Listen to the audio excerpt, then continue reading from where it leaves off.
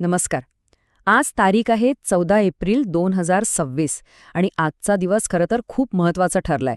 म्हणजे बघा, देशाच्या संसदेत मोठी उलथापालट, तिकडे जागतिक व्यापारावर संकट आणि आपल्या संगीत विश्वालाही एक मोठा धक्का, अशा अनेक गोष्टी आज घडल्या आहेत आणि यांचे परिणाम ना येणाऱ्या काळात नक्कीच दिसतील. चला तर मग हे सगळं काय आहे ते सोप्या भाषेत समजून घेऊया. 816 हा फक्त एक नंबर नाहीये. हा आकडा आपल्या लोकशाहीचं भविष्य ठरू शकतो. आता वाटेल की या आकड्यात असं काय खास आहे? थांबा, ह्याचंच उत्तर आपल्याला पुढे मिळणार आहे. तर आज आपण काय काय बघणार आहोत? सगळ्यात आधी संसदेतले मोठे बदल, मग राजकारण आणि समाजात काय चाललंय ते पाहू. त्यानंतर जागतिक व्यापारावर जे संकट आलंय त्यावर नजर टाकू आणि शेवटी एका सुवर्णयुगाच्या अंताबद्दल बोलूया. चला तर मग लगेच सुरुवात करूया. तर आपला पहिला विषय आहे संसदेतले मोठे बदल. असं दिसतंय की आपल्या लोकशाहीच्या रचनेत काहीतरी मोठं घडणार आहे, कारण संसदेचं एक विशेष अधिवेशन बोलावलं गेलंय आणि त्यात काही महत्त्वाचे प्रस्ताव मांडले जाणार आहेत. हो, येत्या 16 एप्रिलपासून 3 दिवसांसाठी संसदेचं एक स्पेशल सेशन होणार आहे आणि यातले विषय खूप महत्त्वाचे आहेत. एक म्हणजे लोकसभेच्या जागा वाढवण्याचा प्रस्ताव आणि दुसरा म्हणजे महिला आरक्षणाच्या कायद्यात बदल करण्याचा. आणि इथेच उलगडा होतोय त्या 816 या आकड्याचा. सध्या आपल्या लोकसभेत 543 जागा आहेत, बरोबर? तर त्या वाढवून थेट 816 करण्याचा हा प्रस्ताव आहे. विचार करा केवढा मोठा बदल आहे हा. देशाची सगळी राजकीय समीकरणं यामुळे बदलू शकतात.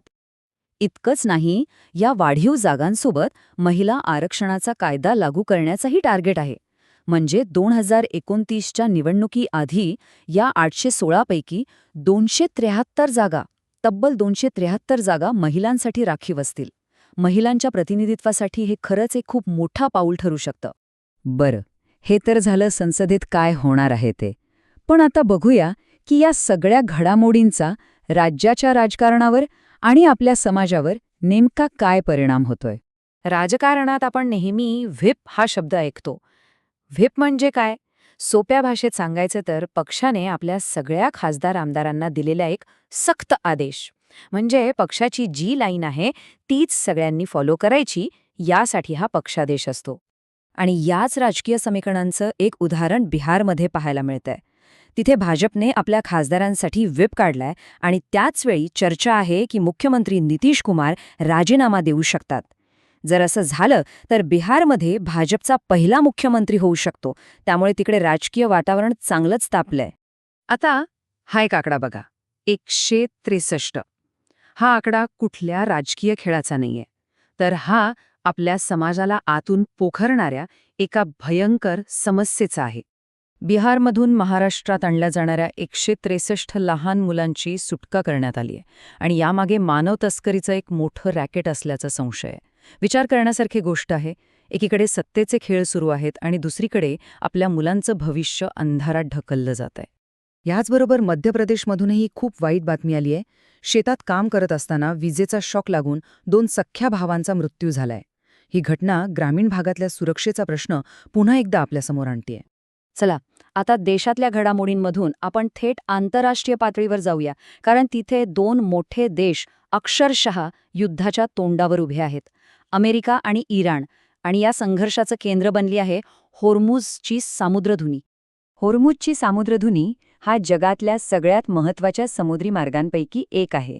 याला स्ट्रॅटेजिक चोक पॉइंट असंही म्हणतात. म्हणजे काय? तर हा एक इतका अरुंद पण महत्त्वाचा मार्ग आहे की ज्याचं यावर नियंत्रण असेल तो अख्ख्या जगाच्या व्यापारावर प्रभाव टाकू शकतो. आणि याचं महत्त्व किती आहे हे या एका गोष्टीवरून कळेल. जगातला जो एकूण तेल पुरवठा आहे त्यापैकी जवळपास 20% तेल याच एका मार्गावरून जातं. आता विचार करा, जर अमेरिका आणि इराणमध्ये संघर्ष पेटला आणि हा मार्ग बंद झाला तर? पण मग आपल्यासाठी महत्त्वाचा प्रश्न हा आहे की जर हा तेलाचा पुरवठा थांबला तर आपलं काय? उत्तर अगदी सोपं आहे. पेट्रोल डिझेलचे भाव आकाशाला भिडतील आणि त्याचा थेट फटका आपल्या स्वयंपाकघरापासून ते प्रवासापर्यंत, म्हणजे थेट आपल्या खिशाला बसेल. या सगळ्या धावपळीच्या तणावाच्या बातम्यांमधून आता एका अशा बातमीकडे वळूया जिने आज सगळ्या देशाचं मन हेलावून टाकलं आहे. भारतीय संगीतामधल्या एका सुवर्णयुगाचा आज अंत झालाय. आपल्या सगळ्यांच्या लाडक्या गायिका आशा भोसले म्हणजेच आपल्या आशाताई यांचं वयाच्या 92व्या वर्षी निधन झालं. त्यांच्या जाण्याने संगीत क्षेत्रात एक अशी पोकळी निर्माण झाली आहे जी खरंच कधीही भरून निघणार नाही. त्यांचं काम किती अफाट होतं हे फक्त या एका आकड्यावरून समजतं. तब्बल 12,000पेक्षा जास्त गाणी. हा एक अविश्वसनीय, अकल्पनीय विक्रम आहे. आणि आशाताई फक्त गाण्यांच्या संख्येमुळे मोठ्या नाहीत. त्यांच्या आवाजात आणि गायकीत जी विविधता होती ती खरंच अद्भुत होती. त्यांनी फक्त वेगवेगळ्या भाषांमध्येच नाही तर पॉप, जॅझ, रॉक अशा अनेक प्रकारांमध्ये गाणी गायली. खऱ्या अर्थाने भारतीय संगीताला त्यांनी ग्लोबल केलं. तर आज आपण राजकीय बदल पाहिले, जागतिक संकट समजून घेतलं आणि एका महान कलाकाराच्या जाण्याबद्दलही बोललो. या सगळ्या वेगवेगळ्या धाग्यांना आता एकत्र जोडून बघूया. खरंच, एकाच दिवसात आपण लोकशाहीचा विस्तार पाहिला, युद्धाचे काळे ढग पाहिले आणि एका युगाचा अंत होतानाही पाहिला. पण एक प्रश्न नक्की विचार करण्यासारखा आहे. आपल्या भविष्यावर यातली कोणती गोष्ट जास्त खोलवर परिणाम करेल? हे राजकीय बदल, ते जागतिक संकट, की एका कलाकाराने मागे ठेवलेला तो अजरामर सांस्कृतिक वारसा? यावर नक्की विचार करा.